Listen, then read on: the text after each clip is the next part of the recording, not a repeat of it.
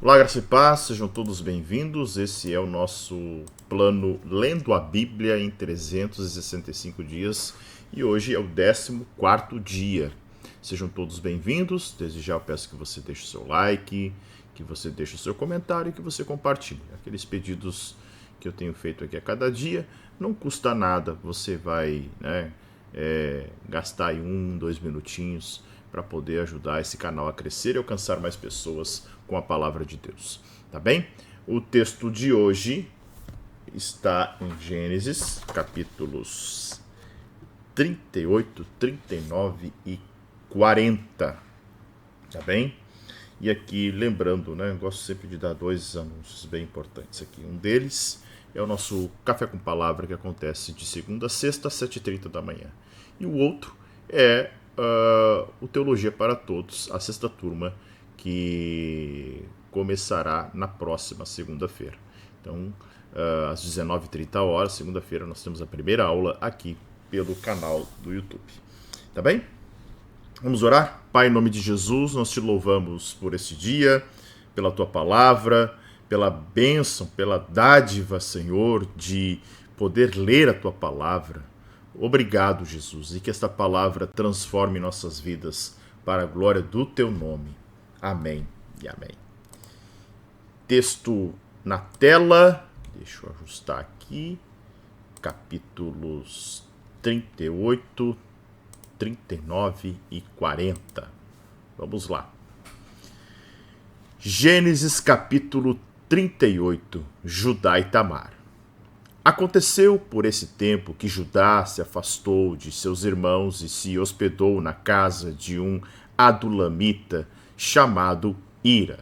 Ali, Judá viu a filha de um cananeu chamada Sua. Ele a tomou por mulher e teve relações com ela. A mulher ficou grávida e deu à luz um filho, e Judá lhe deu um nome de Ela ficou grávida outra vez e deu à luz um filho, a quem ela deu o nome de Onã.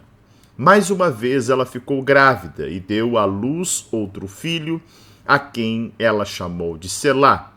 Ela estava em Quezibe quando o teve. Judá tomou uma esposa para o seu primogênito. O nome dela era Tamar. No entanto, o primogênito de Judá, era mau aos olhos do Senhor, e por isso o Senhor fez com que ele morresse. Então Judá disse a Onã: tenha relações com a mulher do seu irmão, cumpra a obrigação de cunhado e dê uma descendência ao seu irmão. Mas Onã sabia que o filho não seria considerado seu. Por isso, todas as vezes que tinha relações com a mulher de seu irmão, deixava o sêmen cair na terra para não dar descendência a seu irmão. Isso, porém, que fazia era mal aos olhos do Senhor, e por isso fez com que também este morresse. Então Judá disse a Tamar, sua nora: continue viúva na casa do seu pai até que Selá, meu filho, cresça. Pois Judá pensava assim: para que não morra também este, como os seus irmãos. Assim Tamar se foi, passando a morar na casa do pai dela. Algum tempo depois, morreu a mulher de Judá, que era filha de Sua. Quando terminou o período de luto, Judá foi até onde estavam os tosqueadores de suas ovelhas, em Tina, ele e o seu amigo Ira, o adulamita. E alguém foi dizer a Tamar: eis que o seu sogro está a caminho de Tina para tosquear as ovelhas. Então ela tirou as suas roupas de viúva e cobriu-se com um véu, se disfarçou e se sentou à entrada de Enaim, no caminho de Tina. Porque ela sabia que Selá era homem e ela não lhe havia sido dada por mulher.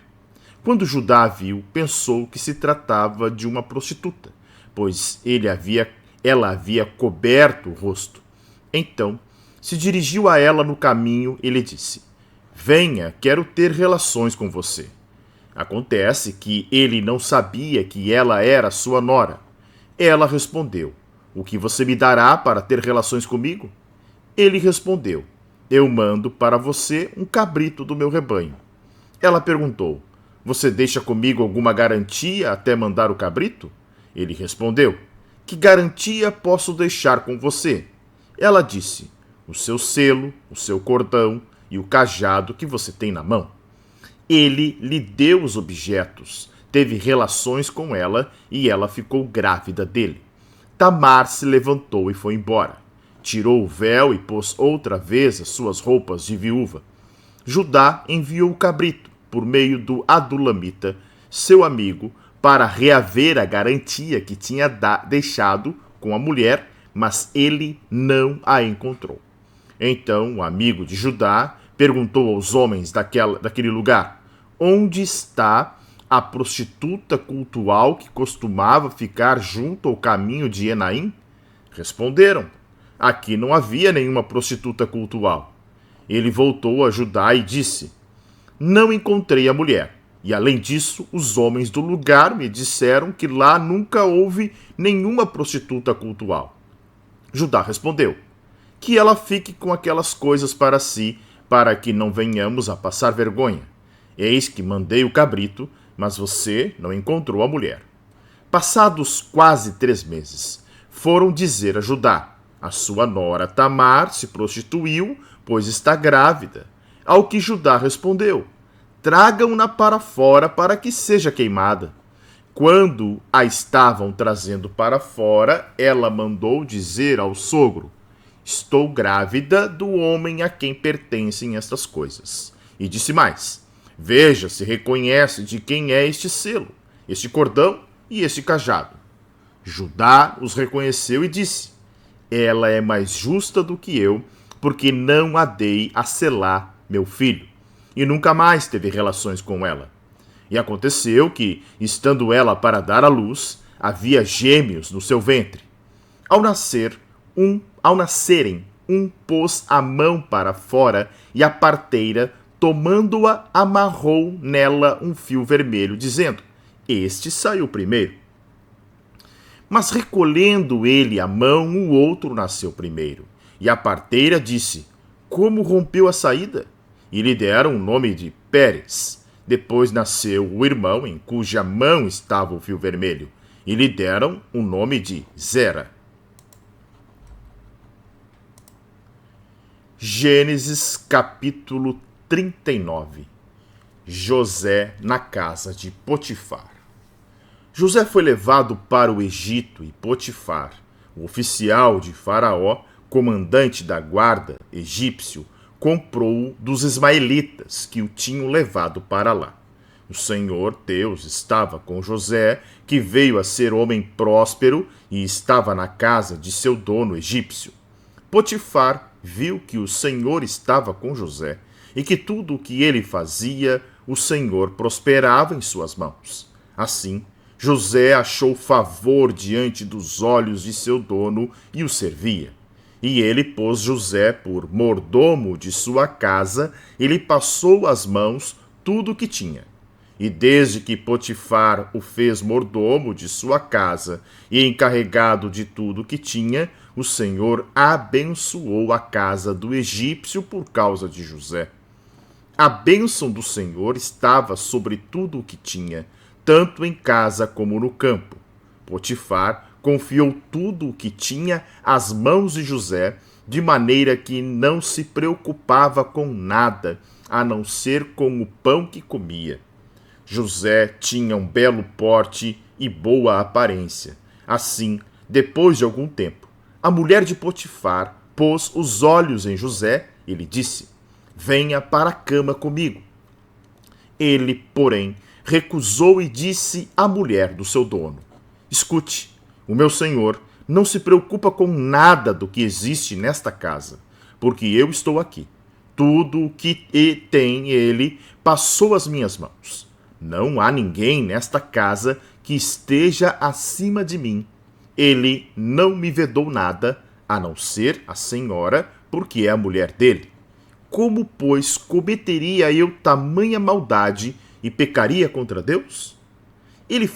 Ela falava com José todos os dias, mas ele não lhe dava ouvidos, recusando-se a ir para a cama com ela e a ficar perto dela. Aconteceu, porém, que certo dia José entrou na casa para fazer o seu serviço e ninguém dos de casa se achava presente.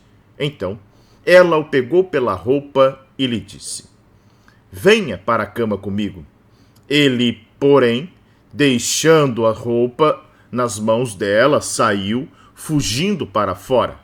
Quando notou que José tinha fugido para fora, mas havia deixado a roupa nas mãos dela, chamou pelos homens de sua casa e lhes disse: vejam, meu marido nos trouxe este hebreu para nos humilhar. Ele entrou no meu quarto querendo me levar para a cama, mas eu gritei bem alto. Quando ele ouviu que eu levantava a voz e gritava, deixou a roupa ao meu lado e saiu, fugindo para fora. Ela conservou junto de si a roupa de José até que o dono dele voltasse para casa. Então lhe falou segundo as mesmas palavras e disse: o escravo hebreu que você nos trouxe entrou no meu quarto para me humilhar. Mas quando levantei a voz e gritei, ele deixou a roupa ao meu lado e fugiu para fora. Quando o dono ouviu as palavras de sua mulher, que lhe disse: foi assim que o seu escravo me tratou, ele ficou irado. E o dono de José o tomou e o lançou na prisão, no lugar onde os presos do rei estavam encarcerados. Ali José ficou na prisão. O Senhor, porém, estava com José. Foi bondoso com ele e fez com que encontrasse favor aos olhos do carcereiro. Este confiou às mãos de José todos os presos que estavam no cárcere. E José fazia tudo o que se devia fazer ali. O carcereiro não se preocupava com nada do que tinha sido entregue às mãos de José, porque o Senhor estava com ele, e tudo o que ele fazia, o Senhor prosperava. Gênesis capítulo 40. José, na prisão, interpreta 2 sonhos. Passadas estas coisas, aconteceu que o copeiro e o padeiro do rei do Egito ofenderam o seu senhor, o rei do Egito. O faraó indignou-se contra os seus 2 oficiais, o copeiro-chefe e o padeiro-chefe, e mandou prendê-los na casa do comandante da guarda, no cárcere onde José estava. O comandante da guarda os deixou aos cuidados de José para que os servisse, e por algum tempo estiveram na prisão. E os 2 sonharam cada um o seu sonho na mesma noite, cada sonho com o seu próprio significado, o copeiro e o padeiro do rei do Egito, que se achavam encarcerados. Quando José chegou pela manhã, viu-os e eis que estavam preocupados. Então perguntou aos oficiais de Faraó que estavam com ele no cárcere da casa do seu senhor: por que vocês estão com a cara triste hoje? Eles responderam: tivemos um sonho e não há quem o interprete. José lhes disse: não pertencem a Deus as interpretações? Conte-me o sonho que tiveram. O sonho do copeiro-chefe. Então o copeiro-chefe contou o seu sonho a José. Ele disse: em meu sonho havia uma videira diante de mim, e na videira havia 3 ramos. Ao brotar a videira, havia flores, e seus cachos produziam uvas maduras. O copo de Faraó estava na minha mão. Peguei as uvas e as espremi no copo do Faraó, e o entreguei a Faraó. Então José disse: esta é a interpretação do sonho. Os 3 ramos são 3 dias. Dentro de 3 dias, Faraó vai reabilitar você e reintegrá-lo no seu cargo, e você lhe dará o copo na mão dele, segundo o costume antigo, quando era seu copeiro. Porém, lembre-se de mim quando tudo lhe correr bem. Peço que você seja bondoso para comigo e fale a meu respeito com Faraó e me tire desta prisão, porque de fato fui roubado da terra dos hebreus, e aqui nada fiz para que me pusessem nesta masmorra. O sonho do padeiro-chefe. Vendo o padeiro-chefe que a interpretação era boa, disse a José: Eu também sonhei, e eis que 3 cestos de pão branco estavam sobre a minha cabeça. No cesto mais alto havia todo tipo de comida que um padeiro faz para Faraó. E as aves comiam do cesto que estava sobre a minha cabeça. Então José disse: Esta é a interpretação do sonho. Os 3 cestos são 3 dias. Dentro de 3 dias, Faraó vai mandar cortar a sua cabeça e pendurá-lo numa árvore, e as aves comerão a sua carne. No 3º dia, que era aniversário de nascimento de Faraó, ele deu um banquete a todos os seus servos. E no meio destes, reabilitou o copeiro-chefe e condenou o padeiro-chefe. Reintegrou o copeiro-chefe no seu cargo, no qual dava o copo na mão de Faraó, mas mandou enforcar o padeiro-chefe, como José havia interpretado. Porém, o copeiro-chefe não se lembrou de José. Esqueceu-se dele. Amém? Os capítulos de hoje mais curtos, embora 3, diferente de ontem, que foram apenas 2 capítulos. Hoje, os 3 capítulos um pouquinho mais curtos. Eu vou marcar aqui o meu plano de leitura. Vamos lá. Amanhã nós vamos ler os capítulos 41 e 42, tá bem? E no sábado a gente conclui o livro de Gênesis e domingo começaremos o livro de Êxodo. Persevere, temos uma longa jornada, uma jornada magnífica pelas páginas da Bíblia, e a história da Bíblia é a nossa história, é a história da humanidade e a história de um Deus que se revelou ao homem e desejou resgatar esse homem perdido. Certo? Deus abençoe, fique na paz que excede todo o entendimento e até a próxima, se o Senhor assim permitir. Tchau!